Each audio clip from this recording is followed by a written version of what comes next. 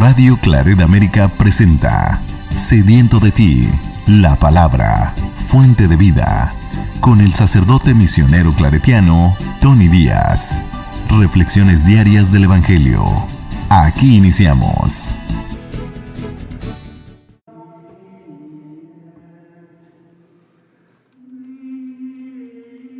Bienvenidos, hermanos, a nuestras reflexiones bíblicas de las lecturas del día. Hoy es viernes de la 26ª semana del tiempo ordinario, viernes de la 26ª semana del tiempo ordinario, y hoy celebramos la memoria de Santa Teresa del Niño Jesús, virgen y doctora de la Iglesia. La primera lectura de hoy viene del libro del profeta Baruch y es el capítulo 1, versículos 15 al 22. Reconocemos que el Señor, Dios nuestro, es justo, y todos nosotros, los habitantes de Judea y de Jerusalén, nuestros reyes y príncipes, nuestros sacerdotes, profetas y padres, nos sentimos hoy llenos de vergüenza, porque hemos pecado contra el Señor y no le hemos hecho caso. Lo hemos desobedecido y no hemos escuchado su voz, ni hemos cumplido los mandamientos que Él nos dio. Desde el día en que el Señor sacó de Egipto a nuestros padres hasta el día de hoy, no hemos obedecido al Señor nuestro Dios, y nos hemos obstinado en no escuchar su voz. Por eso, han caído ahora sobre nosotros las desgracias y la maldición que el Señor anunció por medio de Moisés, su siervo, el día en que sacó de Egipto a nuestros padres para darnos una tierra que mana leche y miel. No hemos escuchado la voz del Señor nuestro Dios, conforme a las palabras de los profetas que nos ha enviado, y todos nosotros, siguiendo las inclinaciones de nuestro perverso corazón, hemos adorado a dioses extraños y hemos hecho lo que el Señor nuestro Dios reprueba. Palabra de Dios. El salmo responsorial es el Salmo 78 y el responsorio es: Sálvanos, Señor, y perdona nuestros pecados. Sálvanos, Señor, y perdona nuestros pecados. Dios mío, los paganos han invadido tu propiedad, han profanado tu santo templo y han convertido a Jerusalén en ruinas. Han echado los cadáveres de tus siervos a las aves de rapiña, y la carne de tus fieles a los animales feroces. Hemos sido el escarnio de nuestros vecinos, la irrisión y la burla de los que nos rodean. ¿Hasta cuándo, Señor, vas a estar enojado y arderá con fuego tu ira? No recuerdes, Señor, contra nosotros las culpas de nuestros padres. Que tu amor venga pronto a socorrernos, porque estamos totalmente abatidos. Para que sepan quién eres, socórrenos, Dios y Salvador nuestro. Para que sepan quién eres, sálvanos y perdona nuestros pecados. Sálvanos, Señor, y perdona nuestros pecados. El Evangelio de hoy viene de Lucas capítulo 10, versículos 13 al 16. En aquel tiempo Jesús dijo: ¡Ay de ti, ciudad de Corazaín! ¡Ay de ti, ciudad de Betsaida! Porque si en las ciudades de Tiro y de Sidón se hubieran realizado los prodigios que se han hecho en ustedes, hace mucho tiempo que hubieran hecho penitencia, cubiertas de sayal y de ceniza. Por eso, el día del juicio será menos severo para Tiro y Sidón que para ustedes. ¿Y tú, Cafarnaúm, crees que serás encumbrada hasta el cielo? No, serás precipitada en el abismo. Luego Jesús dijo a sus discípulos: el que los escucha a ustedes, a mí me escucha. El que los rechaza a ustedes, a mí me rechaza. Y el que me rechaza a mí, rechaza al que me ha enviado. Palabra del Señor. Muy bien, damos comienzo a nuestra reflexión de las lecturas de hoy, pero antes de entrar a las lecturas propias, comentemos algo acerca de Santa Teresa del Niño Jesús, memoria de quien celebramos hoy, Virgen y Doctora de la Iglesia. Santa Teresa del Niño Jesús también es conocido como Santa Teresita del Niño Jesús o Santa Teresita de Lisieux, que es el pueblo donde creció, no donde nació. O también Santa Teresita la Florecita, por el tema de sus escritos, en los cuales describía las ofrendas, los actos, palabras sencillas, pequeñas, pero con mucho amor. Y a esto ella las llamaba florecitas que iba desparramando en su vida. Ya diré un poco más acerca de el tema de su legado, de su vida espiritual y por qué. En tanto, esto tiene que ver con el por qué fue nombrada doctora de la Iglesia. Teresa nació en el año 1873 en Francia y a los 4 años muere su madre. A la pareja de sus padres, pues, le nacieron 9 hijos y solamente 5 sobrevivieron.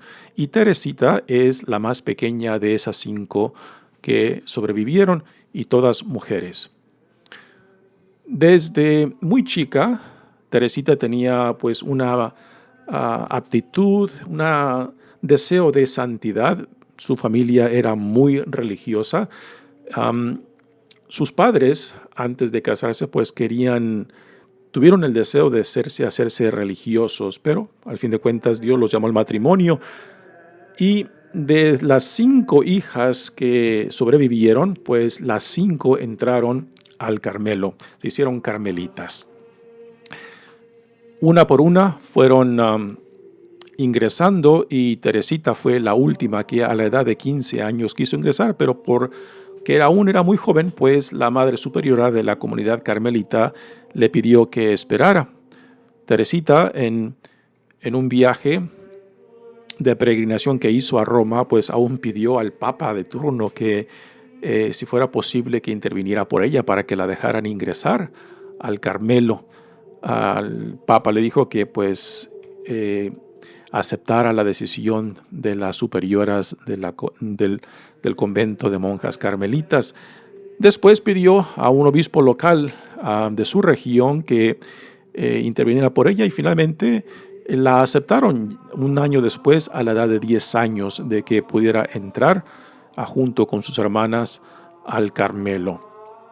Desde su ingreso a la comunidad carmelita, pues manifestó un deseo profundo por la santidad. También tenía un gran deseo de ser misionera, de irse a la comunidad carmelita en Asia, específicamente a Vietnam, que era en aquel entonces una colonia de Francia. Pero no fue posible, parte por su salud, parte por la vida contemplativa que había escogido como carmelita. Pero el deseo de la santidad pues era muy genuino, y aquí es donde se impone la espiritualidad de esta mujer joven, sencilla, pero con una vida interior muy profunda, que a primeras es fácil, yo creo, de no prestarle mucha atención, o quizás de reducirla a cosas infantiles o superficiales. Pero el camino que Santa Teresita de Jesús escogió y que después dejó para sus hermanas carmelitas y para la Iglesia mundial, verdaderamente es un camino de santidad, digamos, sencillo y quizás muy accesible para la mayoría de la Iglesia, particularmente laica. en las vidas de santos y santas, místicos y místicas de la Iglesia, en el caso de Santa Teresa de Jesús o Santa Teresa de Ávila, como también es conocida, pues los escritos que dejó de la vida interior es una obra impresionante y también pues es una obra muy detallada de su propia experiencia de caminar con Cristo en la intimidad de su vida. Sin embargo, lo que Santa Teresa de Lisieux o del Niño Jesús nos ha dejado a la Iglesia, pues es un camino más sencillo que está diseñado para todos en la simplicidad y en la sencillez y en la vida más ordinaria de todos nosotros, ¿no? Particularmente porque si pensamos que la vida para la santidad tiene que estar sellada por actos heroicos, ¿no? Grandes actos, digamos, de físicos o de entrega o de sacrificios, pues la mayoría quizás no se nos hará posible o accesible. Pero lo que Santa Teresita nos deja en su camino sencillo, en su camino de su vida, la historia de un alma, pues lo hace mucho más accesible de que nuestras vidas estén marcadas por actos, palabras, detalles, aún los más pequeños e insignificantes, pero hechos con gran amor, ¿no? Y aquí está la sencillez y profundidad de lo que nos ha legado esta mujer, Santa Teresita de Lisieux o Santa Teresita del Niño Jesús o la Florecita, Santa Teresita la Florecita, ¿no?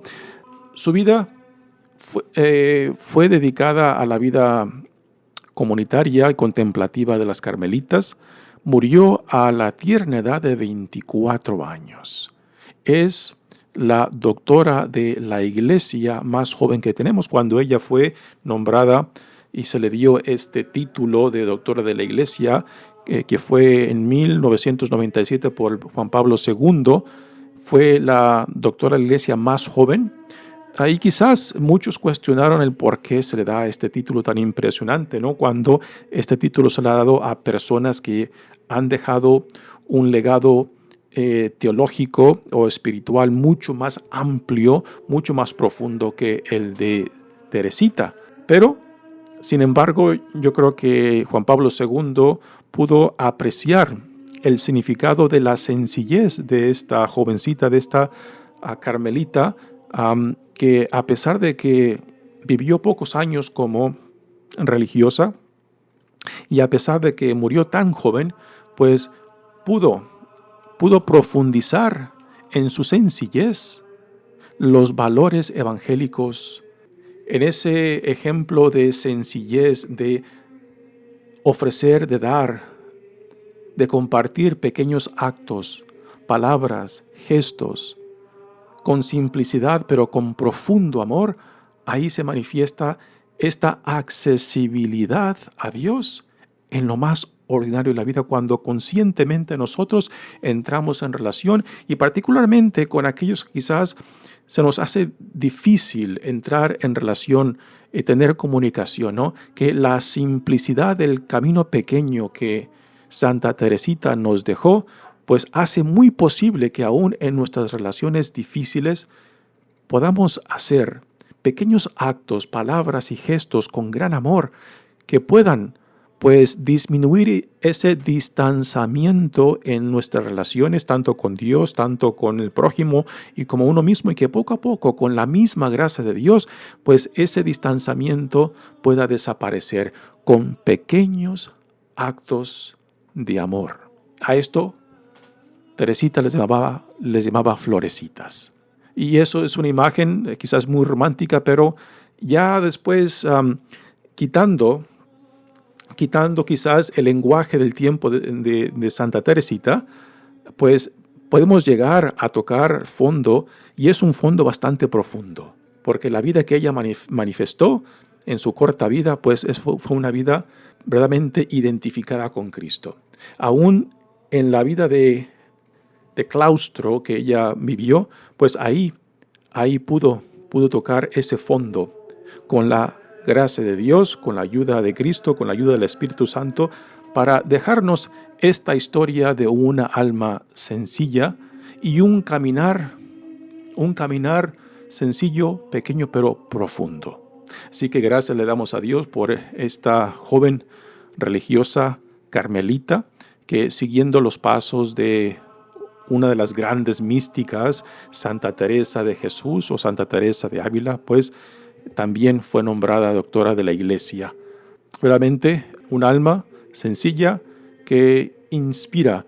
El pequeño libro que dejó de su vida corta pero profunda, pues sigue inspirando a muchos. Ha sido traducido casi en 47, 50 lenguas y aún sigue siendo leído por mucha gente. Y el camino pequeño, el camino de la infancia espiritual aún sigue atrayendo a mucha gente para que puedan ver como accesible la santidad en lo más ordinario de nuestras vidas. Pasemos ahora a la primera lectura, que viene del profeta Baruc, que es uno de los 12 profetas menores del Antiguo Testamento. El libro de Baruc es un libro que está calificado como deuterocanónico o apócrifo. Apócrifo, ¿por qué?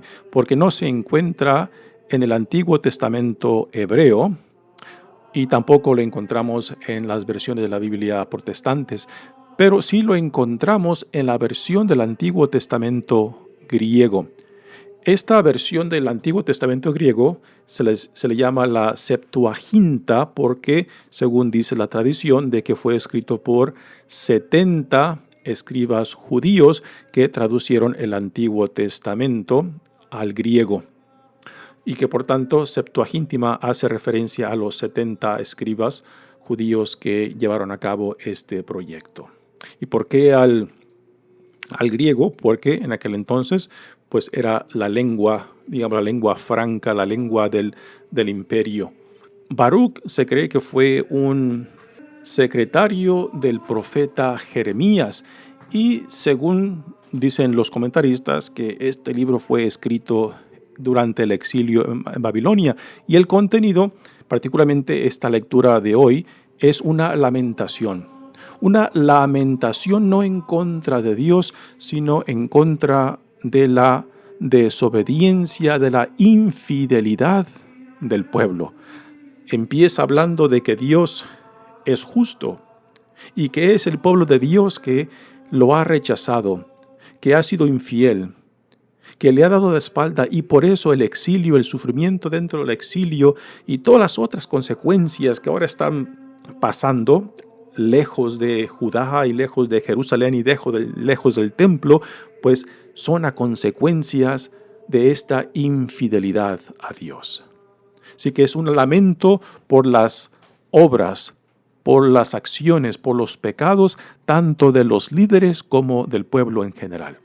Dice la lectura: reconocemos que el Señor Dios nuestro es justo, y todos nosotros, los habitantes de Judea y de Jerusalén, nuestros reyes y príncipes, nuestros sacerdotes y profetas y padres, nos sentimos hoy llenos de vergüenza. Así que aquí ha hecho una lista de todos los que han sido parte tanto del liderazgo como del pueblo mismo que han caído en el pecado, en la ofensa, en la infidelidad.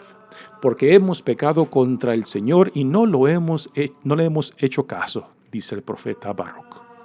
Lo hemos desobedecido y no hemos escuchado su voz, ni hemos cumplido los mandamientos que Él nos dio. Así que es un reconocimiento tanto personal como colectivo del por qué ahora el sufrimiento dentro del exilio.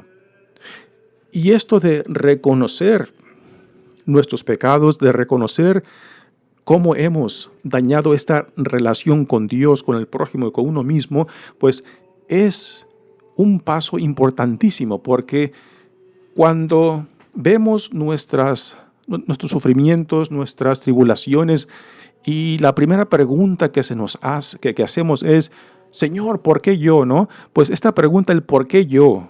¿Por qué yo? Pues es una pregunta que no encaja en realidad, porque es una pregunta que no tiene respuesta. Y es una pregunta que tiende a cultivar un cierto victimismo dentro de nosotros, ¿no? Pero cuando uno reconoce por lo menos nuestra parte, la parte nuestra que nos corresponde porque hemos sido infiel, porque le hemos dado la espalda al Señor, porque no hemos cumplido los mandamientos que sellan nuestra relación con Dios por medio de la alianza, pues entonces la pregunta correcta y apta para hacer en medio de nuestro sufrimiento, en medio de nuestro peregrinar, en medio de nuestras tribulaciones es, ¿y ahora qué? ¿Y ahora qué? ¿Cómo le hacemos para sanar nuestra relación tanto con Dios como con el prójimo, como con uno mismo, ¿no? Y yo creo que esta pregunta es mucho más apta en vez de preguntarnos ¿por qué yo? La pregunta más correcta a hacer es ¿y ahora qué, Señor? ¿A qué nos llamas? ¿A qué nos invitas? Después de que hemos reconocido nuestras faltas, nuestra infidelidad. Entonces ya esta pregunta, ¿y ahora qué?, nos lanza a ir en busca de la reconciliación, de la sanación de nuestra relación para poder regresar a la fidelidad, para poder regresar a la intimidad y confianza y así poder caminar humildemente bajo la providencia de Dios. Por eso han caído, dice el profeta Baruch, sobre nosotros las desgracias y la maldición que el Señor anunció por medio de Moisés, su siervo, el día en que sacó de Egipto a nuestros padres para darnos una tierra que mana leche y miel. Continúa el profeta Baruch diciendo, no hemos escuchado la voz del Señor nuestro Dios, conforme a las palabras de los profetas que nos ha enviado, y todos nosotros, siguiendo las inclinaciones de nuestro perverso corazón, hemos adorado a dioses extraños. Y hemos hecho lo que el Señor nuestro Dios reprueba. Estas palabras del profeta Baruch son impresionantes y nos deben de sacudir, nos deben de hacer conciencia, ¿no?, de cómo también nosotros a veces desplazamos a Dios poniendo a nuestros propios dioses que hemos creado, ¿no?, ya sea el materialismo, ya sea buscando nuestras propias conveniencias, ya sea buscando nuestros propios intereses, ya sea yendo en busca de aquello que yo más prefiero que la relación con Dios mismo, ¿no? Cuando hay este conflicto entre el Dios que nos ha creado, el Dios que nos sostiene, el Dios que nos llama, con los dioses que nosotros vamos creando. Y por dioses me refiero a aquellos deseos, a aquellos o aquellas inclinaciones que poco a poco van desplazando a Dios del centro de nuestras vidas. Y que ya cuando menos pensamos, pues ya prácticamente Dios lo hemos puesto a la intemperie, a las orillas. Y en el centro ahora nuestras vidas ya giran en torno de lo que nosotros buscamos, a lo que hemos quizás reducido a Dios, haciendo violencia a la integridad de Dios y creándonos un Dios a nuestro tamaño, a nuestra imagen, en vez de dejar de que la gracia de Dios pues nos suba, nos ayude a llegar a lo que Dios nos llama, a lo que Dios ve y ama en nosotros, a la vida en Cristo que se nos ha dado. Muy bien, pasemos ahora al Evangelio de hoy. Jesús acaba de enviar a 70 discípulos por delante a los pueblos que él intenta visitar en su trayectoria hacia Jerusalén. Y aquí, en este Evangelio de hoy, Jesús tiene unas condenaciones, unas lamentaciones por aquellos pueblos donde él mismo ha predicado y que no lo han o no ha tenido una respuesta favorable. Aquí menciona a 3, a Corazaín, a Betsaida y a Cafarnaúm. Son pueblos en los cuales Jesús compartió bastante tiempo en su peregrinar dentro de la región de Galilea. Siguiendo el ejemplo de este evangelio, podemos pensar de que quizás el proyecto de evangelización de Jesús parece que ha sido un fracaso, puesto que al tener estas palabras de crítica fuerte y dura contra estos pueblos que no respondieron, a comparación de otros como Tiro y Sidón, que no son judíos, pero que aún dentro de ellos hubo respuesta a su predicación. Dice el Evangelio de hoy: en aquel tiempo Jesús dijo: ay de ti, ciudad de Corosaín, ay de ti, ciudad de Betsaida.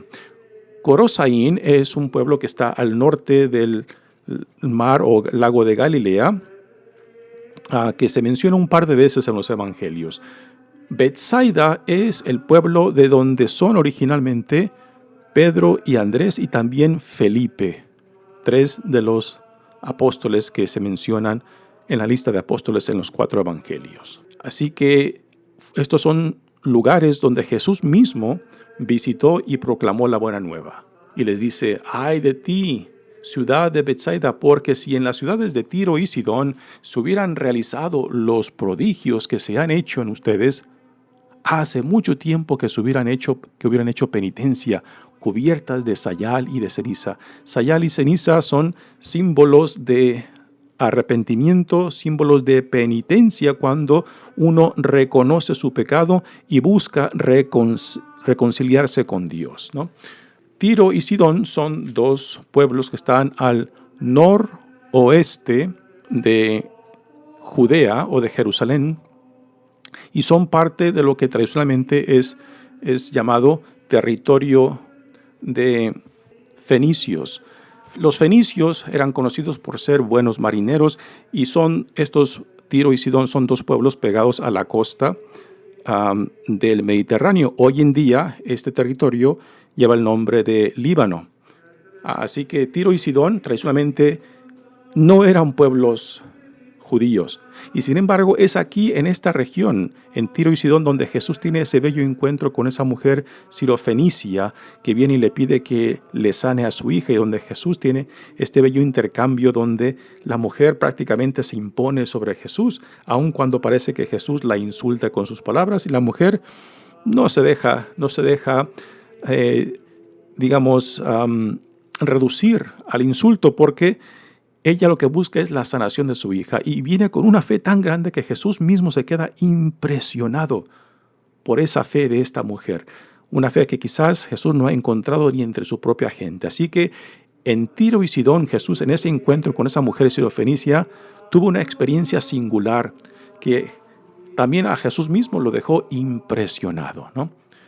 Y así que si Tiro y Sidón hubieran visto lo que él hizo en Corosaín, en Betsaida y en Cafarnaún, pues hubieran respondido mucho, mucho mejor que como respondieron estos pueblos donde Jesús dedicó mucho tiempo, particularmente en Cafarnaún, que fue el centro de la actividad de Jesús en la región de Galilea.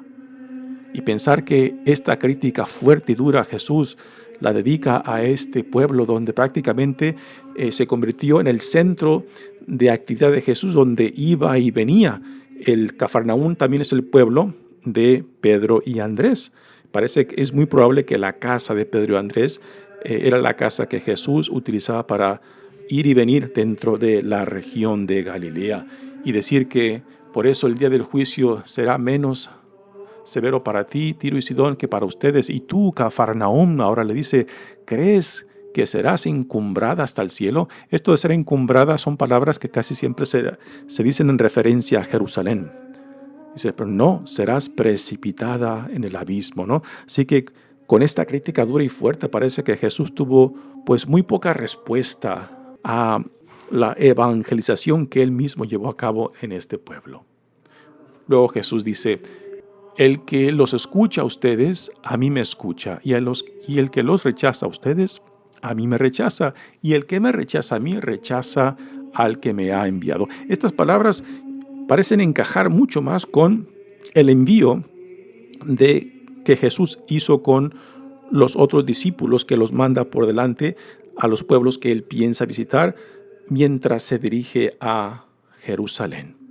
Parece que estas palabras como que fueron cortadas de ese envío y fueron puestas después de estas otras palabras que Jesús dice duramente en contra de Corosaín, Betsaida y Cafarnaún. Estas palabras de Jesús también nos deben de recordar a nosotros, ¿no? Particularmente si hacemos conciencia de lo que Dios ha hecho y continúa haciendo en nuestras vidas y qué tipo de respuesta hemos dado. ¿Qué tipo de respuesta le hemos dado a la gracia que Dios ha derramado en nosotros, ¿no? Y particularmente cuando uno reconoce que Dios ha sido bueno y continúa siendo bueno, y considerar la pobre respuesta que le damos. Considerar lo poco que le regresamos. Eso verdaderamente no solamente es injusto, sino es una miseria de vida que no responde tanto al amor, tanto a la gracia, tanto al Espíritu que Dios derrama sobre nosotros. Pues si esto Jesús dice de estos pueblos que no respondieron a lo que el Señor derramó sobre ellos, pues ¿qué dirá de nosotros? ¿Qué dirá de ti? ¿Qué dirá de mí? Cuando no le correspondemos a lo que sí reconocemos que Dios nos ha dado y lo poco que le hemos regresado. Mi nombre es Padre Tony Díaz, misionero claretiano. Que Dios los bendiga. Radio Claret América presentó Sediento de ti, la palabra. Fuente de vida. Sus comentarios son importantes. Contáctenos en radioclaretamerica@gmail.com.